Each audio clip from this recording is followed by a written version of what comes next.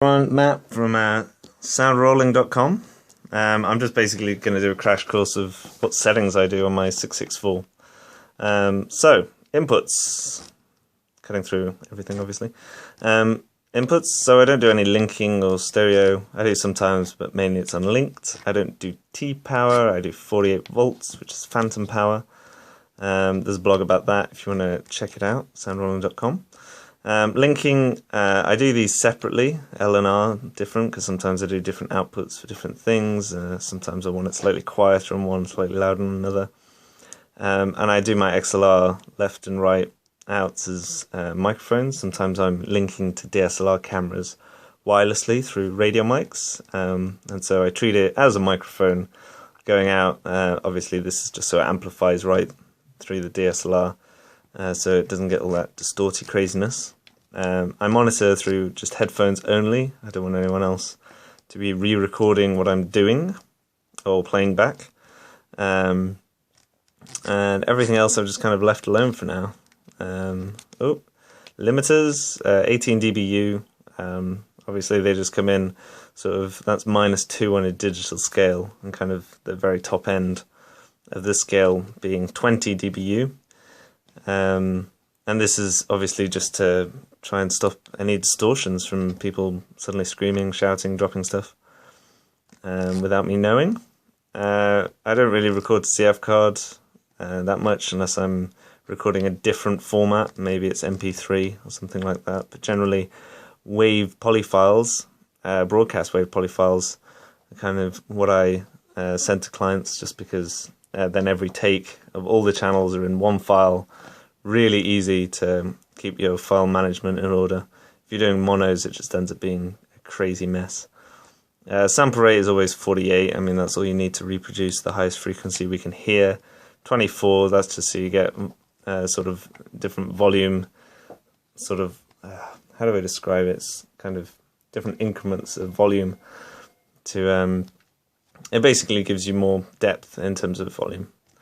And pre-roll time of 4 seconds, just in case I'm slightly behind times, but still ahead. A slate mic, I don't really use comms that much. All I've done is turned up my slate mic really loud, so I can obviously press the mic button and sort of give any sort of notes to anyone listening. Time code, it's kind of a whole video in itself, but generally just got to set your frame rate to whatever the camera's doing. I do 24-hour run just to keep everything in time of day mode, just so everyone knows, obviously, this daily folder at this time, it was this. And I'm usually the sync reference, because with an ambient clock in this thing, it's pretty damn accurate. My file storage folder structure kind of goes... I'll keep doing that. Basically, I have, say, a project that I'll call B for now, and then I'll do a mid-level, which is a daily folder. This just basically shows up, so if I do a load of random takes now, then I can quickly nip into the menu here, just go to Files, and this is what the folder structure will look like to the client, as well as a Sound Devices sort of system file. So once they click on this, then there'll be a daily folder that I can easily create a sound report for everything on that folder, because inside it'll just be these takes for the day. So obviously this being slate 1, take 5, take 6, take 7, take 8, and then this is the file report that anyone can read on Excel or anything like that. Just keeps everything neat and tidy, so there's no fiddling about with any more files within that. And obviously I'd enter all my sound report info properly. I've only entered my name for now because I reset everything to factory default.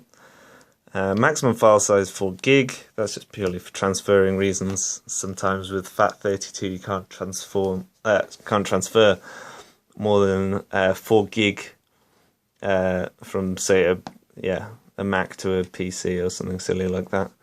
And so that just stops you having those problems and having to split it up with things like Wave Agent or anything like that.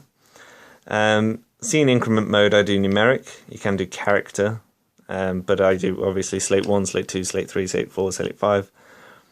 and I reset the takes every time there's a change in scene, or I'm using scene as slate. So every time the camera moves, then obviously we go back to take one, and daily as well. So obviously, if I'm on a, I don't even need that. I can just do it if it's a scene change.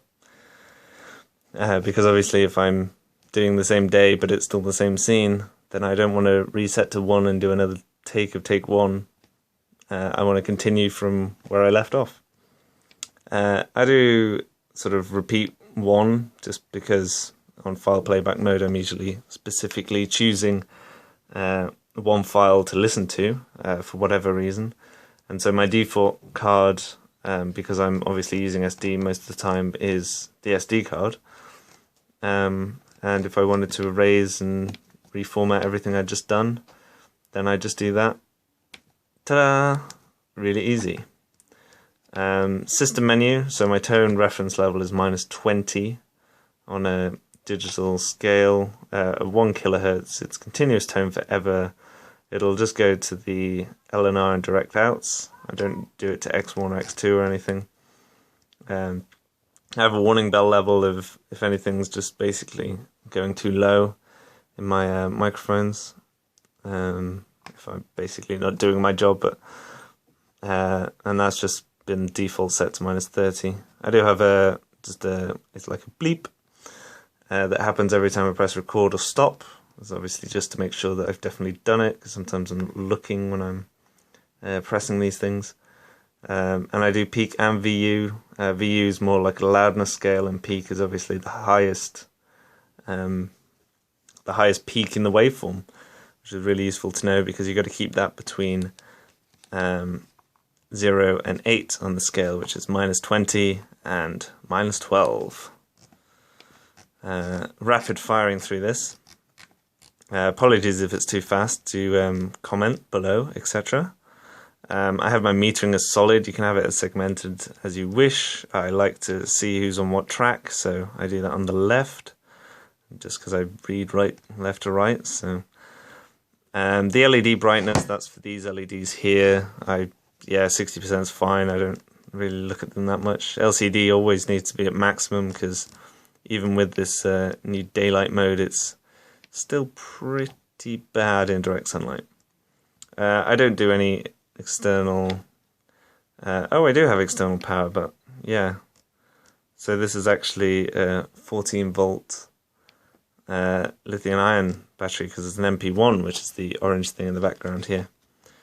Time format, I just do 24, just so I can remember what time of day it is. Now it's getting to winter, everything all looks the same.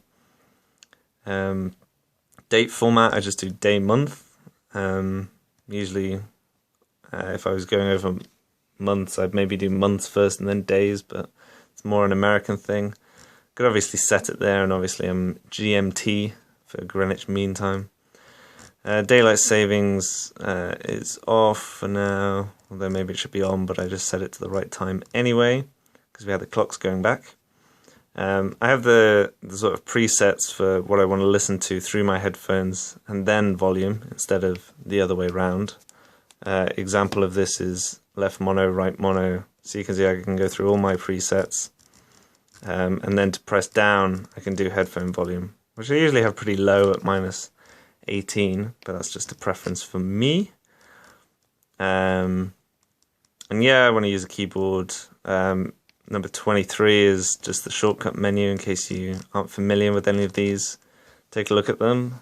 I do a few videos of them, each individually being demonstrated just in case. And you can see what version you're running at the moment. I'm running the latest, which is 1.06. And if you want to update firmware, you put it onto your SD card, you open up the zip file, put it on your SD card, and then you would just update from here. And it would obviously search for the program file that it's looking for. And you can basically save these settings. So I can save them as internal 1, internal 3, 4. So you could do different setups for different types of situations. So yeah, I think that rounds off a nice 10-minute video. Hopefully that wasn't too painful. If you do have questions, let me know below. Get in touch on soundrolling.com, or yeah, leave me a comment, send me a message, subscribe.